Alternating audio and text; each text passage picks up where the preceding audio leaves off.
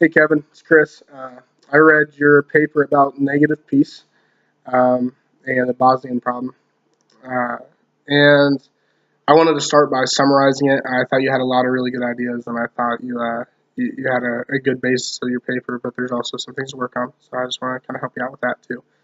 Uh, and so you start by explaining what negative peace is, and I liked your quote at the beginning. About 921 million people were partly free in 1980. I think that's a good hook. I think it's really going to get people interested, kind of wondering what partly free people might be. And then you talk about what negative peace is and why you believe that negative peace might be the best route to go towards world peace. Um, so you kind of mentioned Bosnia as the best example of negative peace being used. Um, and then you move into the use of a third party in peacekeeping and achieving negative peace. And that third party that you mentioned is the UN. Um, then the next paragraph, you move towards the UN as a peacekeeper in the Rwandan genocide. And I think what you're looking for there is that they kind of had a hands-off approach. That they chose to not really get as involved as they could. You mentioned that the UN looks at getting involved by a case-by-case basis, and they kind of looked at the Rwandan genocide and decided not to get too involved. They provided refuge to some of those that were in need, provided a way to get to other countries, but their overall effectiveness was limited because they chose not to use any force. They chose not to intervene too much. So then you move to Bosnia and how the UN got more involved. They sent a peacekeeping force and helped to stop the killing in Bosnia. You talked about ethnic cleansing um, and how international communities agree that ethnic cleansing is frowned upon, which I definitely agree with. You do say that most international communities, I would argue that any international community that has any uh, importance, any not importance, but any credibility, uh, would agree that ethnic cleansing is extremely frowned upon and unacceptable. Um, and then you move towards Clinton, Bill Clinton, talking about uh, the use of force by NATO, the airstrikes on strongholds, and the no-fly zone that was used by NATO in trying to help ensure the safety of those who were being killed in massive numbers. And you talk about the breach of the no-fly zone, how planes were actually shot down, how violence was actually used by NATO to help try to stop this problem of genocide.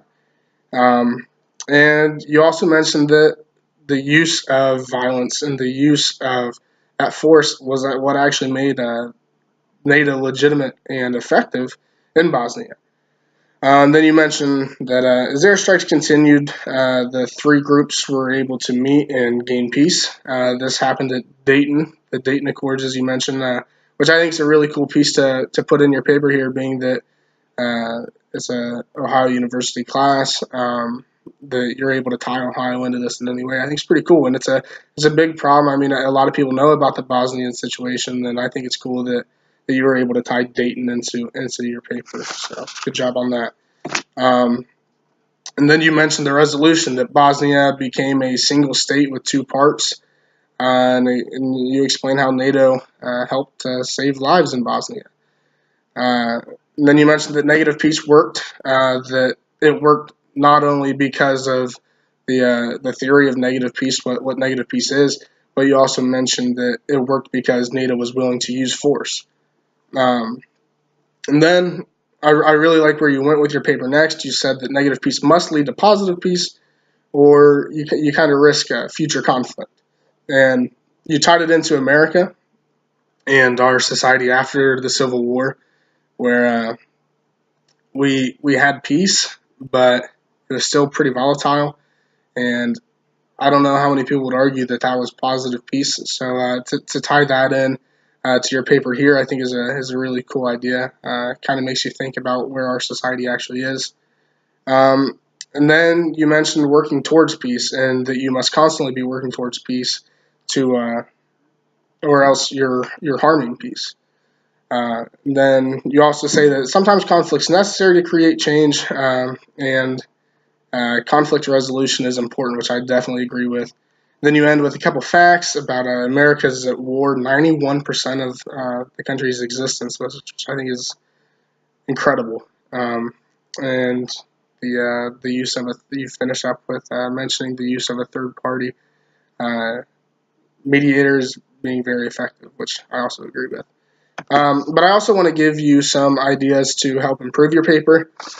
To begin with, I don't really have time to go through all the little details, but there were a lot of grammar issues, whether it's sentence structure, whether it's the use of commas and periods, whether it's the use of uh, quotes, how you're going to put quotes into your paper. Um, those are all things that I know this is just a rough draft, so I'm sure you'll go back and work on those things. But I did want to mention that.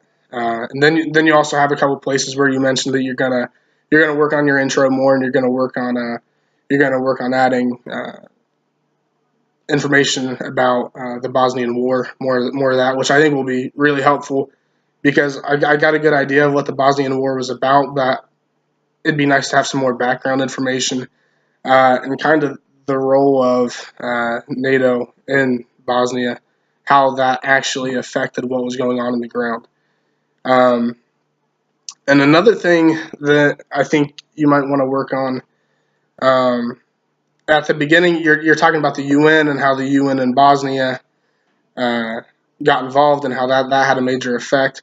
But then you also mentioned that the UN sent a peacekeeping force, and then you talk about NATO. I think it's important to realize that NATO and the UN are different organizations, and I think it's important that you make that clarification in your paper that NATO may have gotten involved with the support of the UN, but the UN does not actually control NATO, that NATO is its own entity. So I think it's important to realize that and maybe clear that up in your paper. Also, you mentioned negative peace being the best way to achieve peace in the world, and I think I understand what you're saying. I think you're saying that um, it's going to get us to peace, and it's where we go from there that is going to make the difference. Um, I think I would argue that the transition from negative peace to positive peace is actually going to be a little bit more important than negative peace itself, because you can get to negative peace. You can reach that ceasefire, as you mentioned in your paper, but the actual transition to making that peace positive to being more involved with your enemies or your groups that you're in conflict with, I believe that is going to be a little bit more important than the actual reaching peace in the first place. Um, just because it's going to help maintain that peace over a longer amount of time. You mentioned in your paper that um, you're risking future conflict if you don't work towards positive peace. So I think you mentioned negative peace in your paper a lot, and you mentioned that that it kind of how to get there, but you don't mention. I think you kind of stray towards explaining positive peace and how positive peace is going to benefit the world too. And if you want to focus on that, great. But with your paper being negative peace, I think maybe focus more on how that peace is actually achieved and the actual effect on society from negative peace. Another thing you mentioned a lot about the use of conflict to find negative peace. And with your definition of negative peace, I know Galtung. I didn't see any Galtung in your paper, but he's someone good that you might want to check out. I know we read some of his stuff in class, but he has a lot of good definitions of positive and negative peace. And to use negative peace is the lack of any organized violence. So I think mentioning the use of violence by NATO to achieve negative peace is a little bit backwards to me. Um, but again, I understand what you're saying about how that's part of how they got to negative peace by using violence. Um, and then you can venture into positive peace from there. But again, I think you had a really good start to your paper.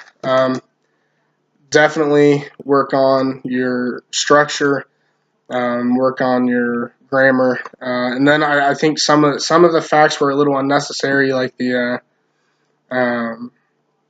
just kind of when you ventured into positive peace a little bit, and the Rwandan genocide. I understand the importance of stating how a situation can play out if there is no peacekeeping force really involved, but I'm not sure that it was really necessary in your paper. Also, just more information about Bosnia, more information about what negative peace actually is, what it means, how it can be achieved, and what that would mean for a world society, rather than just a local group like Bosnia. How can we achieve negative peace as a whole, and how can that help transition the world to peace as a whole? So I hope this helps, and have a good day.